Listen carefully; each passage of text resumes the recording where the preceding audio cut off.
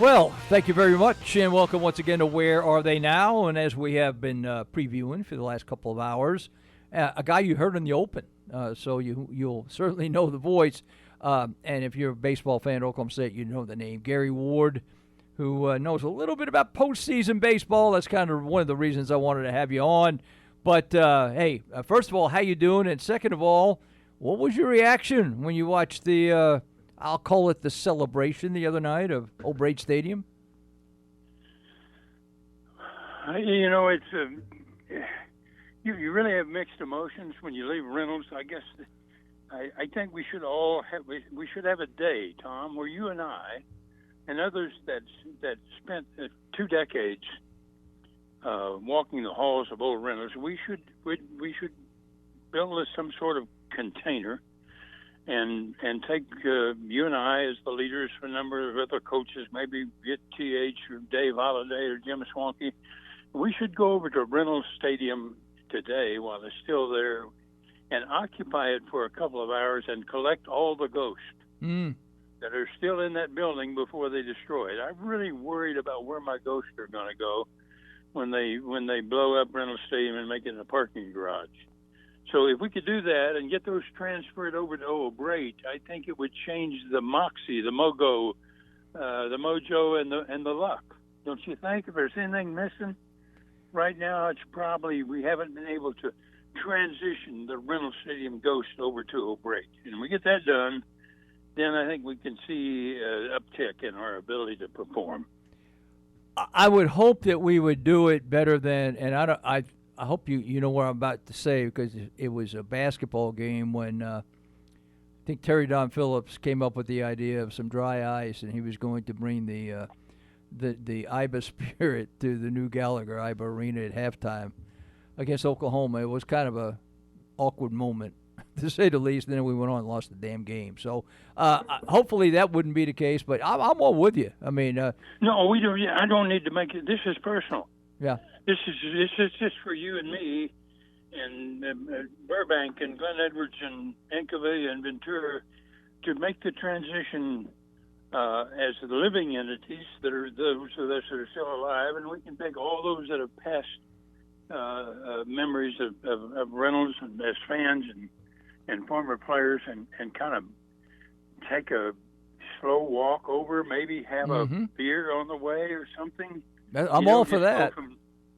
From Reynolds over to Old Braid, signifying that we're transferring the mojo of all former Aggies and all former people that have invested their heart and soul in the baseball program.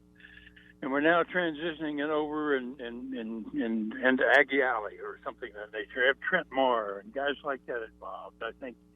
And then we're fully have made the jump, and we're in a new era, a new world, and maybe that transition would release new power, don't you think? You know, I like your way of thinking. I never always liked your way of thinking, yeah, we differ on some things. You're a reporter, after all. Who in the hell would ever believe anything a reporter or a media guy would have to say? Just a semi-reporter, Yeah, you become more of a layperson, more of a fan. I have more of an appreciation for you. Well, we don't have those talks we used to have. We used to get on after a 4-game series in Columbia, we could get in the vans, and you and I could talk for 8 hours as we drove back and saw the sunrise as we got back to Stillwater the next day. And yell at each other. Yeah, yell at each other about this, that, and everything else. And we felt better when we got out of the van. It was therapy. Yeah. That's what it was. Yes. It was cathartic therapy. It cleansed both our souls. And we were better off for it. At least until the next day roll around, and then we. Yeah, that's at least till Tuesday morning, and the next umpire we saw. So, or the next writer who walked in with a tape recorder. Hey, good until then. You like this story? I saw John Winters the other day, and because Johnny called your games mid-season for sure, and midweek I should say, and I was reminiscing about. One time that I voiced an opinion from the dugout about a call he made, and which was probably not a good idea, but he walked over and said, "That's enough." And I said, "Okay." And I thought, you know what? You would remember that one time that I said something all those years later, and a guy like Ward, who used to get on him all the time, and he never brought that up. John's a great friend. Still is today. I love the man.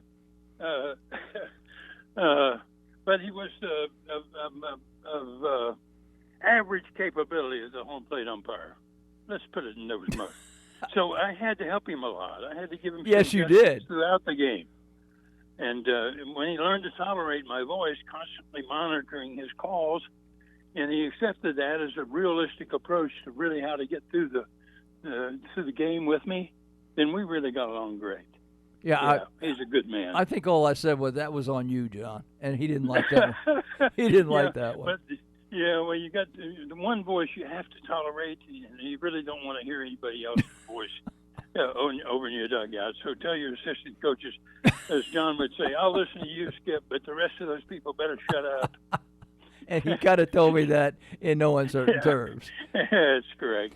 Hey, I would ask you, what were your feelings when you watched the celebration? I mean, a lot of pomp and circumstance. The game turned out to be okay. Did you have feelings one way or the other? No. Okay. No, I'm sad. I'm still sad. I don't know. We did a lot of things really well, I think, but I always felt like I left with unfinished business. And every time I reflect back, I celebrate the players, Tommy. I celebrate the relationship that I had with you, the level of respect we had. I celebrate a lot of things that went on, and a lot of people that worked with me and for me, and a lot of players who played their heart and soul out for me. I remember those positive things, but I don't know. It just never felt complete, and it hasn't in 25 years since I left. My intent to win national championships, I didn't get it done. And, it's amazing the vivid, complete memories you have of so much. This time of the year, every year was a special time. When I had to get in the truck and I had to go a day early to Oklahoma City. Mm-hmm. So we'd go down and do the media stuff, and then the night before we'd do all the conference all-stars and all that stuff. There's a coaches meeting and go over with our commissioner, all the rules of what was going on, and have a press conference and do that stuff. That was the drive of the year. The anxiety, the investment of a lifetime of years all rolled into one day, one drive from Stillwater to Oklahoma City, getting ready to play a tournament at the fairgrounds, and we knew there were going to be 8, 10, 15,000 people there. And it's a 4 or 5 day deal, and the entire year was based on it. Well, things changed a little bit because now we've got a super regional in there that's a political deal. It's a money-making thing for the NCAA. You don't have the 6-team tournament, mm-hmm. which was just an absolute jubilee of craziness. It's more structured. It's more built to make money. But in the old days, you're driving to Oklahoma City and your hair is on fire because you know everything you've invested in the program for the past year and for the past years collectively as a staff is prepared to ride that moment for 4 or 5 days. And that would dictate whether you'd get a bid or not, or whether you would host a bid, or whether you were going to even get to play in the NCAA, because it was all predicated on the selection process after the Big 12 or Big 8 tournament. So we put our marbles into a year-round program that said everything's going to be on the table those 3 days, guys. I can tolerate a lot of stuff early in the season, the first season, the non-season, then the conference season. The third season was the playoff. It started at Oklahoma City and it was supposed to end in Omaha, and it did 10 times or 17 times or 18 times. We got on that trek, and the only reason I guess I felt incomplete is we didn't walk away with a national championship trophy. And I guess that's what I always feel this time of the year. Yeah, I'm 80. I turned 80, That's old, I think, on what people used to tell me. It is. I'll tell you it is, yeah. Feelings. Yeah. I'm out this morning mowing my 5 acres. Last night I went in and I went through. I have a collection of baseball cards from 1948 to 1952. about 1,700 Topps and Bowman baseball cards. They're probably Man. worth a few bucks. Mm-hmm. I know I don't have any Mickey Mantles because I didn't like the Yankees, and I gave all my Yankee cards to my friend who was a Yankee fan. Or I put them in my bicycle spokes so that it sounded like I had a motor on my bicycle. So I didn't have any Yankee fans, but I have all the 48 to 52 guys from the beginning of the Jackie Robinsons, Don Newcombs, Roy Campanella, Monty Irwin's, the Musial Williams age, and I go through that, and that brings back that 12-year-old kid that lived that dream of being able to play, coach, be involved with the sport at a national level. We got to do that. Oklahoma State gave me that opportunity, and I didn't reward them with a national championship, and I always feel like something's missing. And so this time of the year, that sense of loss or that feeling always comes back. And there's a lot of appreciation, Tom, for all the people that worked for me, with me, all the players that committed to trying to find their genius and greatness. Yeah, I have a great appreciation. I just have that little feeling missing. So I would like to go down and sit and watch it, but I can't stand to watch it. I'm apprehensive for Rob and Josh and the kids playing now. I'll have a hard time turning it on tonight to watch it. It just brings back. It's too powerful for me to be able to process because there's so much attached to it. So I wish them well. Hope they get through it. I hope they get a good place to go play. I'm glad it's not raining down there. Remember how many times it rained down there in the Big 12 tournament? Yes, sir. Holy crap. Yeah, we had lightning storms there where it filled the dugouts with water a couple of times, and now this facility they're playing at is so remarkable. It's spread out more. It's more professionally organized. You know, it was just still right here. I'm standing here in this 5 acres in Stillwater, and the hair on the back of my neck is standing up because I know what all of my guys that are wearing orange and black are going to go through the next 4 or 5 days and for the next 2 or 3 weeks or whatever it is to try to accomplish that goal. And someday, one of these days, an Oklahoma State baseball team will hold a national championship trophy, and that's what we're working toward. That's what O'Braid's about. That's what everything we did for my 20 years is about, and I'm sure that's what occupies the mind of everybody who's working as an Oklahoma State baseball member of that team, staff, or operation is still thinking about today. So we wish them well. Incredible run, 16 straight conference championships, and I tell them stories around here that it seemed like it wasn't always this way, but it seemed like we always had to beat Oklahoma either on, coming through the losers bracket or just straight up beat them in the championship game to win those those titles. And it seemed like it always came down to, now I'm not shortchanging Missouri. They were up and around for a while. But you can remember some of those battles now. We went against some guys when we didn't think anybody but our dugout thought they could win. Yeah, you can remember the Armstrong game with Castillo's double and Bean Blossom single off of Armstrong's knee, and Bean Blossom stole the base, and we scored a tie, and we win to beat win another Big 8 title. And you can go back to the 3-1 Dilks game against Nebraska in a wet, drizzly weather like we've had the last 2 or 3 days in the stadium, and De La Rosa makes a great play in the center field. You think a coach is not haunted with a million memories of those things that the thousands of kids that played for him did, and they did with an Oklahoma State uniform on. And we got to follow them, and Venturas and Bruniches and Incavilla and 30 or so others who went on to play at the major league level. And there's just a hell of a legacy, Tom, that's tied together with it. And it all would ride in that pickup truck on the road through Guthrie to Oklahoma City every year this time of the year. So, yeah, I need to go to Rio de Janeiro for a week or two. I'd probably be a lot healthier just to get away from it, because I still sweat bullets for 4 or 5 days a year for Cowboy baseball. I remember asking you one time, and I don't remember what year it was. It might have been halfway through our 7-year run to Omaha, which is still a record, 7 straight years. what drove you? And I thought I knew you well enough, but I didn't know the answer coming my way. And I may be paraphrasing. You could expand on it if you want to, but I thought your answer was succinct when you said the fear of not going is what drove me. And I got to thinking, now that's pretty, even for Ward, that's pretty heady stuff right there. Yeah, when the program gets to be great, and ours was great, it became one of the top 5 programs in the USA. It did it for a decade or more. It did it for almost the last 15 years in particular. It did it with all kind of players, all kind of people. It did it without a facility. It did it with a facility.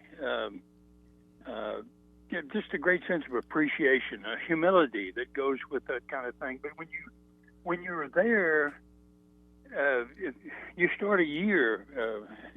Whenever you left Omaha, the next year started, and every day was involved in trying to work forward to the next Big 12 tournament or Big 8 tournament, and the next chance to go to Omaha. And so it was a proverbial merry-go-round that you never got off of.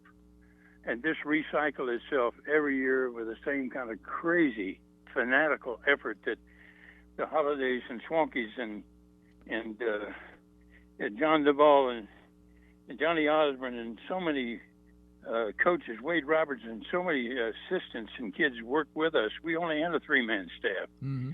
Gosh, now they got $1 million invested, and they got 25 guys up there working. I don't know how in the heck Tom and I and 2 or 3 people, and a couple of managers who worked their butt off, like Trent Marr and Doug Burris, how they got it done, did all the field work, most of it on their own, most of it on weekends.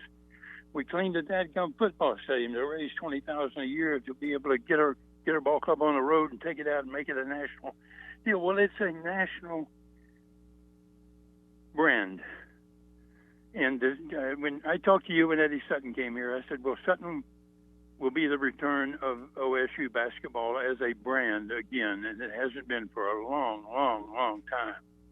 I don't know whether football ever get there. Well, thank God that Mike got that opportunity and paid it off, and that Dickens, regardless of what I think about him on a personal basis, or whether I think the way $180 million can be spent today empowers people that probably shouldn't have that power.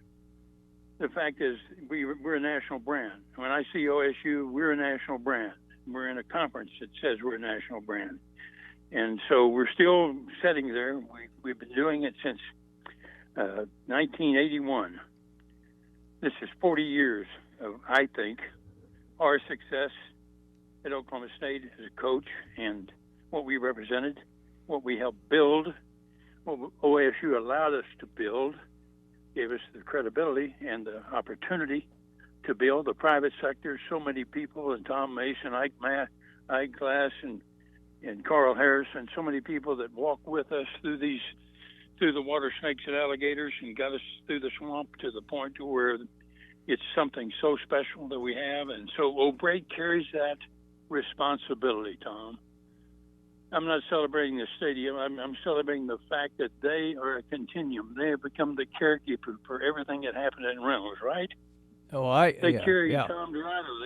They take Kathy and Gary Ward with them everywhere they go. I want people to understand how powerful this is for all of us that played and coached and were involved with that period of time, because we chopped with machetes through the jungles and the roads and built the path that others have followed since then. And when I see tennis doing great, or softball doing great, or football doing great, or basketball doing great, OSU baseball was great before any of them. And I think they led the way. I think they reopened the door. Maybe the IBA opened in the 40s. Maybe we reopened the door to a national brand that is resulting in a great university. Hey, however it's happened, whoever's made the contributions, well, bless the trip, and let's not forget what got us there, and let's keep trying to make the same track every year. I got to ask you this before we get out of here, because the subject came up just before you came on, and they were talking about Ohtani, the dual-purpose all-star. He can pitch it, he can hit it, and I'm sure I've missed somebody else, but I'm not saying Dilks was that way. You mentioned Dilks about 10 minutes ago, but Dilksy could hit it and pitch it, right? I mean, he was a guy Yes. that long before Yes. Ohtani came along. Yeah, we used to, I relate to that because everybody wanted me to pitch all the time, but I was afraid if I pitched, I wouldn't get to wouldn't get to swing the bat. So I became a catcher. I never pitched in college until I was a senior, and I'd given up on professional hopes in NBA and basketball. So I went to a coach and said, "Hey, I'm a pretty good pitcher." So I went out and went 6-1 with a 1.5 something ERA with a couple of shutouts. But I really have stayed on top of that program. Dilksy was really a quality pitcher, an All-American pitcher, but he also hit a couple of homers in Omaha. He was an important part of the bat. Mm-hmm. I had a kid named Eddie Rivera of Barstow, California, who helped lead my 75 national championship junior college club. There was a two-way player. I liked the two-way player. I was a two-way player, and I've missed it. And every time somebody said, "Well, you can't do this, you can't do that," I've seen to take the bat away from the pitcher, who's one of the better athletes, and not let him ever use a bat in college is an absolute sin. And we did that. We took the pitcher and made him into a wimp. And put a short shirt on him and put him in a country club somewhere, protect him like he wasn't an athlete.